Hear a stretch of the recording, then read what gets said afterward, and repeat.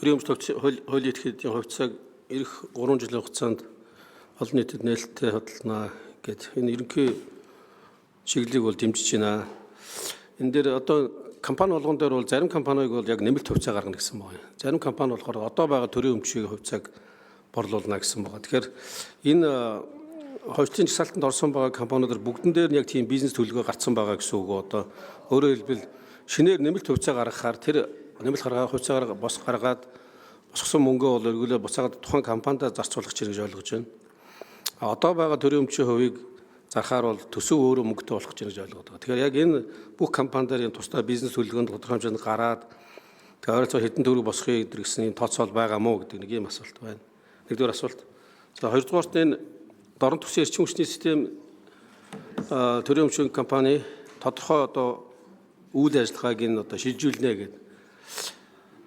Цахилгаан дамжуулах үндэсний сүлжээгээ төрийн өмчийн компани шилжүүлсний дараагаар болохоор байгаа хувиа одоо хөдөлгөх талаар орсон байна л да. Тэгэхээр цахилгаан дамжуулах үндэсний сүлжээ гэдэг компани маань одоо үйл ажиллагаа явуулж байгаа компани уу эсвэл шинээр компани байгуулах гэж байна уу гэдэг нэг юм асуулт байна. За дархан Эрдэнэт хотын дулааны цахилгаан станцууд за дээрээс нь түгээх сүлжээ нь бол бас хувийн секторт байдаг гэж би ойлгосон. Тэгэхээр яг одоо дархан Эрдэнэттэй адилханаар дорн төсвийн эрчим хүчний систем компани цахилгаан үйлдвэрлэлийн тусна компани түгээлтийн тусна одоо хувийн компани шилжүүлэх гэж байгаа ийм төлөвлөгөөтэй ажиллах гэж байна уу гэсэн нэг ийм хоёр асуулт байна.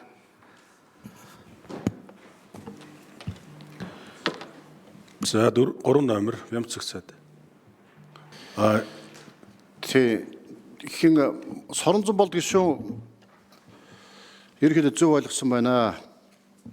Энэ одоо ховчлох, худалдах хамгийн гол энэ дээр одоо тийм үү нээлттэй ил тод хөрөнгийн биржээр дамжуулаад олон нийтийн хяналтад олон нийтийн оролцоотойгоор гэдэг үндсэн зарчим барьж байгаа. Монгол улсын их хурлаас бидний оруулж байгаа их хурлд оруулж байгаа тогтоол дээр ч гэсэн зорилго нэм зорилготой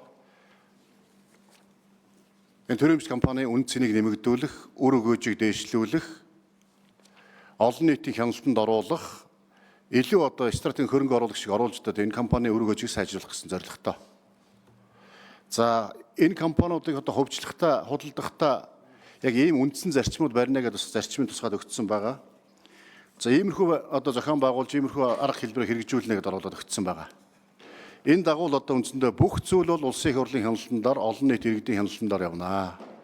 Энэ компаниудын хувьцааг ихэнх нь одоо бид нэр тийм үү нээлттэй нэмэлт хувьцаа гаргаад түүнийг олон нийтийн оролцоотойгоор нээлттэй ил тод худалдаагаар явуулснараа олсон орлогыг буцаагаад тэр компани үйл ажиллагааг сайжруулахад зарцуулна.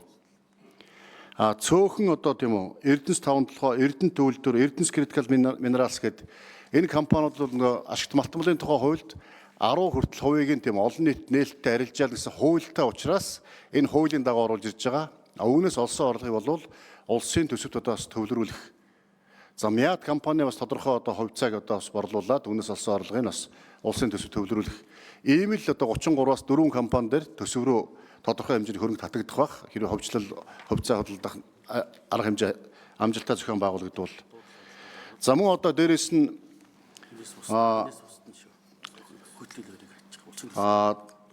төрийн эзэмшлийн хувьцааг нь одоо биржээр худалдана арилжна гэдэг бас тодорхой компаниуд байж байгаа. Энэ компаниудыг бол үндсэндээ Дулаан Шарын гол Багнуурын Дулаан Ястаа Налах Хөвсгөл Ховд Дулаан Улаан гомын гэсэн эдгээрийг бол үндсэндээ дуудлага худалдаар худалдаад энэний орлогыг төсөвт үлдэн бусд нь бол үндсэндээ төсөв рүү юу компанидаа шингэж компанийнхаа үйл ажиллагааг сайжруулах хөрөнгө оруулалт болж үлдэнэ. Цахилгаан түгээх болон цахилгаан үйлдвэрлэх одоо компаниудыг бас олон нийтийн оролцоотой болгоё, олон нийтийн хяналттай болгоё, илүү одоос үр өгөөжтэй болгоё, өртөг зардлыг бууруулах үүднээс тодорхой хувийг нь худалдая гэж байгаа. Хувийн компанитай одоо хувийн оролцоотой болгоё гэж байгаа.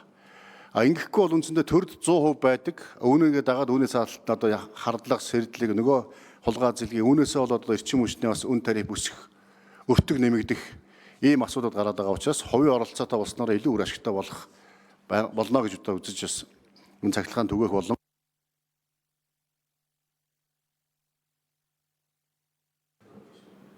За Жаргалан гишүүнийг асуултан дээр нэмье. Батцамбал гишүүнийг нэмье. Лодосон гишүүнийг хасъя. Соронзон болд гişүү тодруулсан. За төрийн өмчийн компаниудын балансыг харахаар ер нь өр төлбөр нь авалгаас хэд дахин их тийм байдалтай болоо. Тэгэхээр одоо зүгээр яг төрийн өмчийн компаниудыг нэмэлт хувьцаа гаргаад тэгэд орж ирсэн мөнгөөр нь буцаагаад өр төлбөрийн төлөгч гэдэг юм уу иймэрхүү байдлаар явах юм бол бас яг энэ нээлттэй гаргаж байгаа тэр хувьцаа гэж сонирх хүмүүс бас байх уугүй юу гэдэг нэлээд гарах байхаа. Тийм учраас энэ нэлээд баланс тэр санхүүгийн байдлыг нэлээд эрүүл болгож байгаад тэгээд араас нь тэр хувьчлаа дээр хийвэл илүү зөв болох гэж санагдаж байна. Тийм учраас төрийн өмчийн компаниудын юм дээр нэлээд сайн ажиллах хэрэгтэй байна гэж хэлмээр байна. Үг хэлж байна. За санал хэллээ.